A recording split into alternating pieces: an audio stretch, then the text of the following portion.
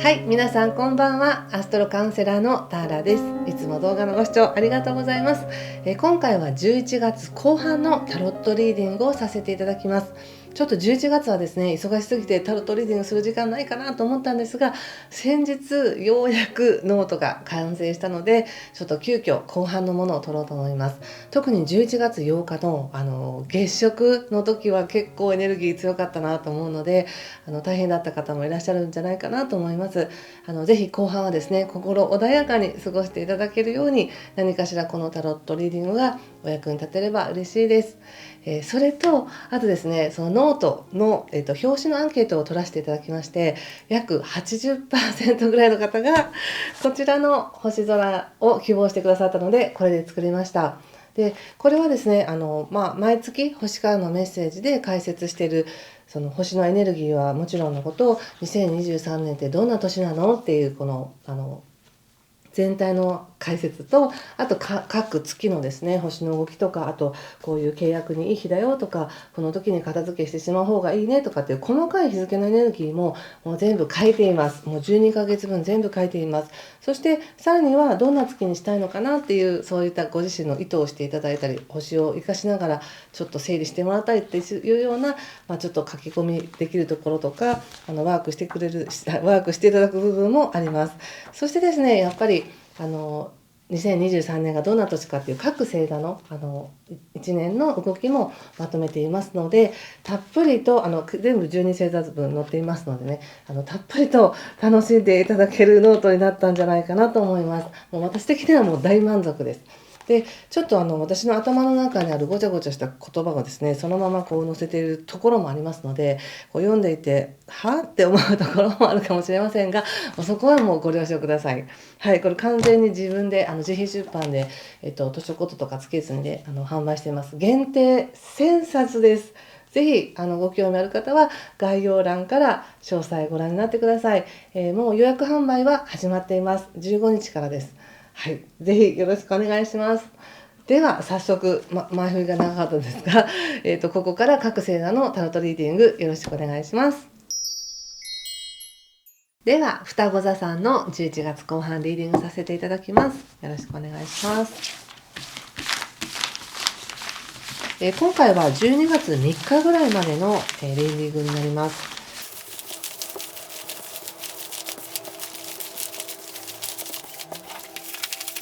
双子座の皆さんね、体調いかがでしょうか。忙しすぎるっていう方もねいらっしゃるかもしれないし、やることいっぱいあるっていう方もいらっしゃるかもしれないし、どうでしょうね。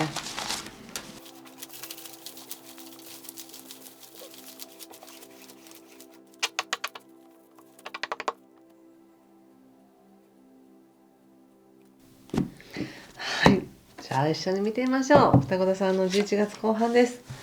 タワー逆1、ジャスティスの正1とペンタクス5の逆とソードエース逆、そしてペンタクス7、太陽の逆と、ペンタクスエース逆ですね。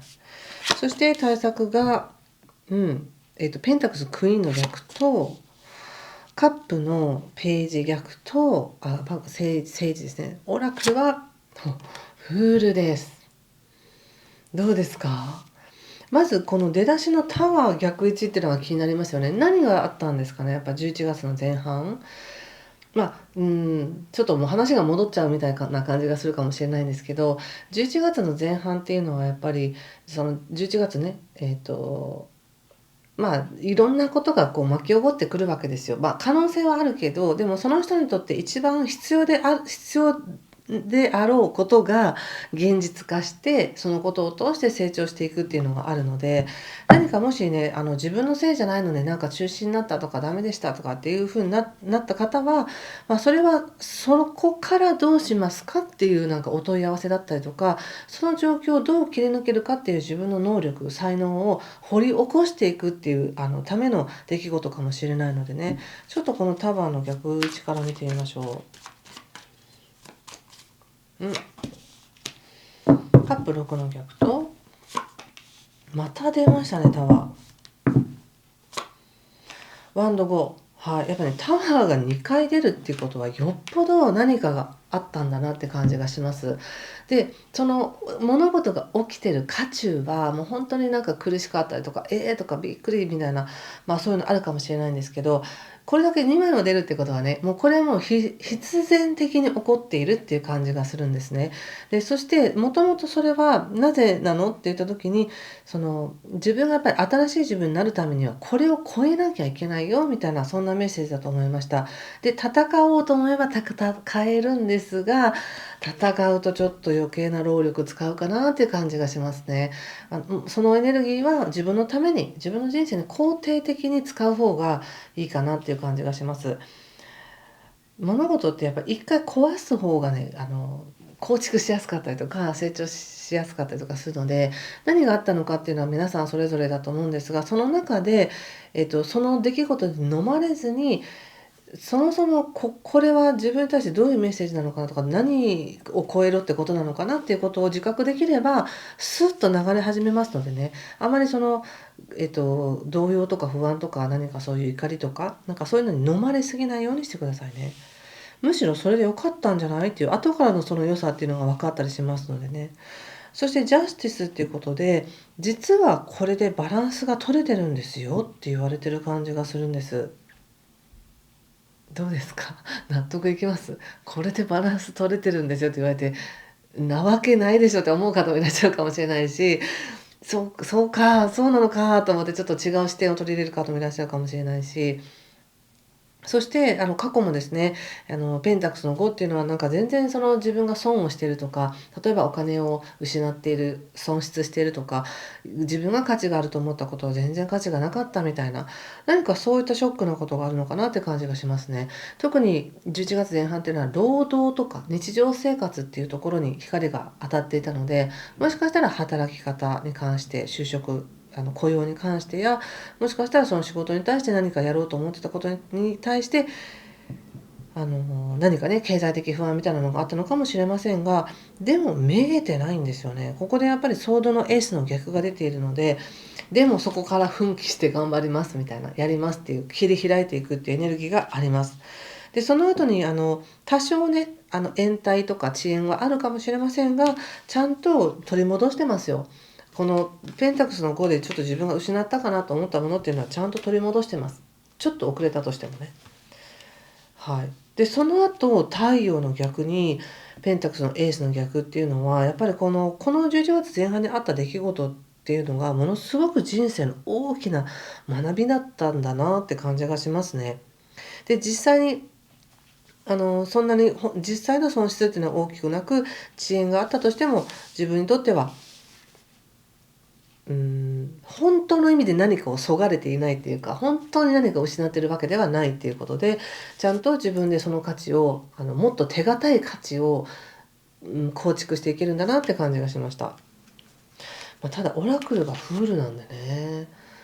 私だったらですけど、私個人のことを見ててこの結果が出ると、あ、もうそういうことなのねみたいな感覚で、うまくいかないことはもうこれで自分のエゴであれこれどうこうしようっていうのではなく、もうはい分かりましたみたいな感じでこう流す。そしてここからちょっと予定変更しようっていう形で、もっと何か今までだってなんか苦し紛れにやっていたこととか、無理してやっていたことが多分あったんじゃないかと思うので、もうじゃあもうそれやめます。もうやめますって言って、なんかすごく軽やかになって、ゼロからスタートするっていう感じがするんですね。よく、これ例えばの話ですけど、なんか仕事がすごくうまくいき始めて、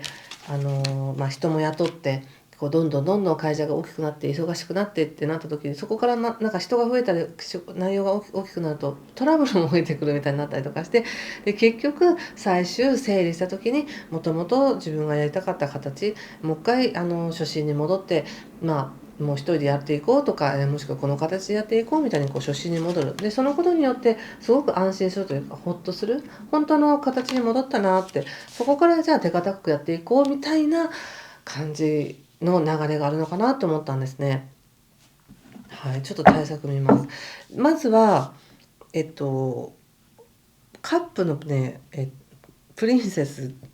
ページが出ているので、ここから何かが生まれてきますよっっていう、その全く違う形のものから違うものへ何かが生まれてくるよっていう形で変更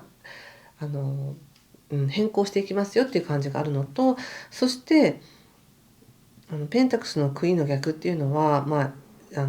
しっかりと自分自身が前へ進むことだけではなく自由を得てくださいと。今ある現状から自分がしっかりと喜びや愛情やお金や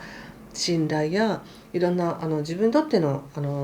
魂の栄養となるものをしっかりと得てくださいねって、それを感じきる前に次に進まないようにして、ちょっとぐらい物事が遅れてもいいから本当のあるべき姿で自分の喜びをもとに自由を与えて手堅く進んでいってくださいねって、もし何かしら変更があった人にとってはこれは大きな恩恵なんですよっていうふうに思いました。はい、またソードのナイフというペンタクルスの9、はい、忍者ということで、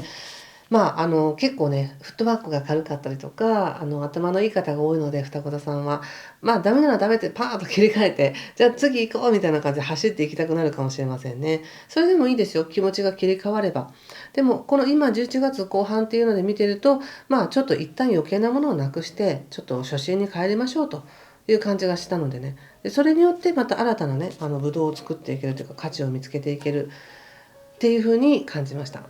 はい、ということで今回はここまでにします。またこの内容に関してもうちょっと突っ込んで聞きたいっていう方はLINE イベントの方でお答えしています。今度11月19日にあるんですけど、これは有料会員さんだけになるんですが、この内容をもとにもう少し聞きたいという方は星座別にお答えしていきますので、ご興味ある方はまた概要欄からご覧ください。